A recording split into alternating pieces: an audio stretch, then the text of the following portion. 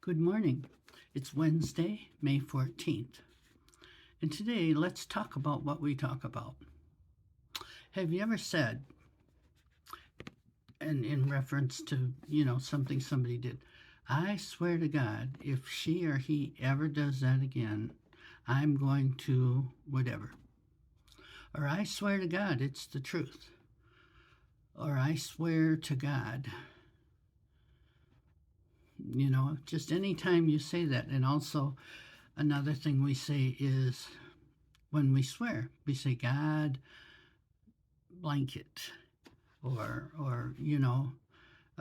why would we use God to say things like that when we're not even talking about God or to God?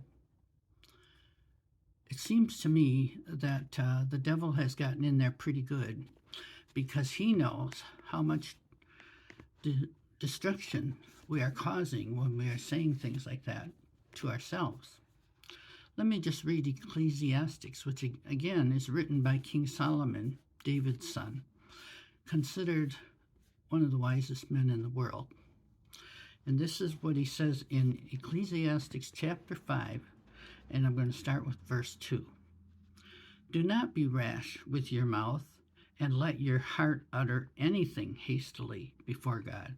For God is in heaven, and you on earth. Therefore, let your words be few. For a dream comes through much activity, and a fool's voice is known by his many words. When you make a vow to God, do not delay to pay it, for he has no pleasure in fools. Pay what you have vowed.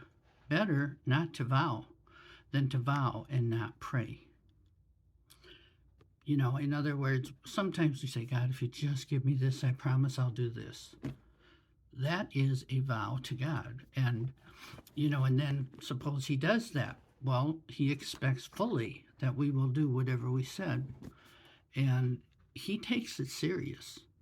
What comes out of our mouth is what really comes out of our heart. And if you have no respect or reverence for God, he knows it. And as it says, he has no pleasure in fools. God will not put up with this. The days are shorter, not necessarily because of summer, but because, we're getting closer and closer to that time when Jesus is going to come back and take those who have followed him and done their best to have him as their Savior. But what's he going to do with those who have constantly vowed to God, constantly said, I swear to God, constantly said, God, blanket, or something. Of all things to say, we need to take God out of our sentences unless we know what we're talking about. And it says, a dream comes through much activity, but a fool's voice is known by his many words. So it's better to kind of slow the words down. Think about what you're going to say. Think about why you're saying it.